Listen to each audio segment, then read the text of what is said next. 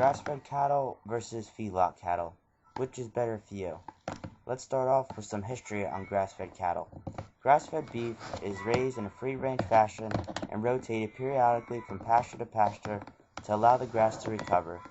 Farmers who raise grass-fed beef must actually invest more time in the quality of the pasture than in the cattle itself to ensure that the grass is providing the best nutrition possible for each cattle. The ability to roam freely, which is natural and less stressful for the cattle than a concentrated animal feeding environment, and also better for the environment in general, as the manure is spread out across a large swath of land rather than being concentrated in a sewage lagoon. Responsible farmers are also careful about where their cows roam, to ensure they do not disturb delicate ecosystems by stirring up the muddy rivers and streams and breaking down their banks, therefore threatening aquatic life.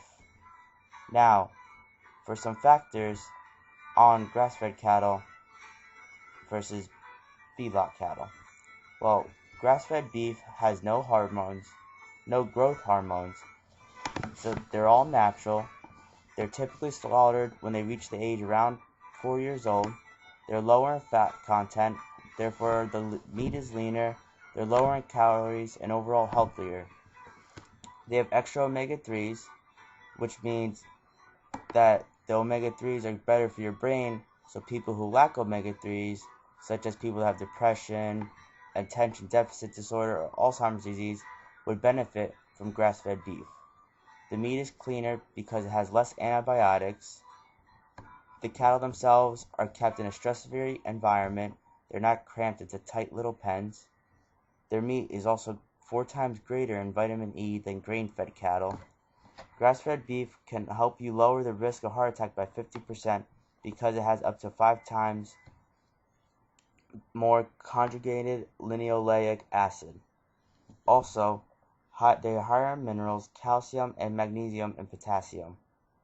Open-range cattle feces are also a benefit because they fertilize the land as the cattle move on, than rather feedlot cattle, which are kept in piles.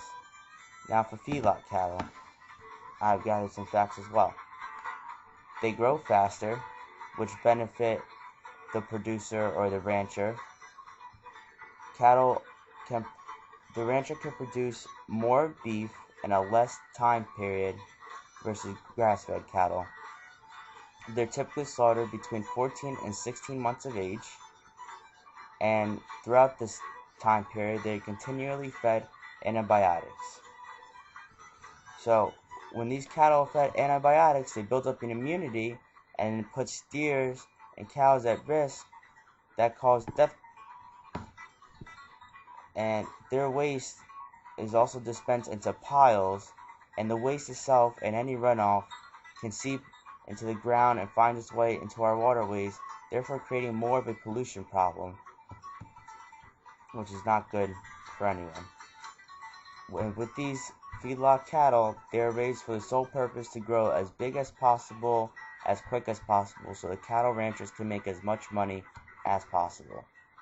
It's all about money, basically. And with these feedlots, there's over 100 heads of cattle cramped into tiny spaces with minimal movement, just so they could put on weight as quickly as possible. And inhumane acts also take place for when downer cows cannot make it to the slaughterhouse. They are dragged against their will. Now, next time you go into that supermarket to buy that steak, read that package carefully so you'll know if you're buying good free-range grass-fed cattle or feedlot cattle, which are cramped, and beef is absolutely fatty and full of calories. Just some food for thought.